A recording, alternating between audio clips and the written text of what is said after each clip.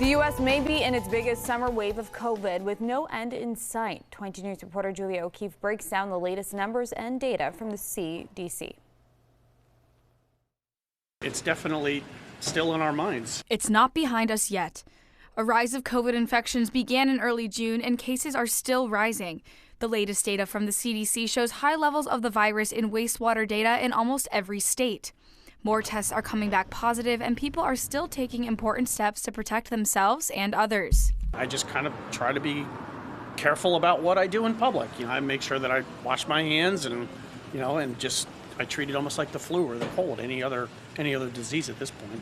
COVID-19 cases have spiked every summer since the pandemic started due to large group gatherings, increased travel, new variants, and people seeking heat relief indoors where the virus tends to spread more quickly.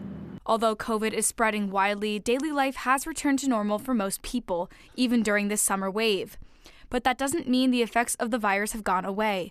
COVID can still make people very sick. Long COVID can cause debilitating health problems well beyond the initial period of infection, and the virus still disrupts work, school, and vacation schedules. Well, I was supposed to see my niece in a play a couple weekends ago. They live in Maryland.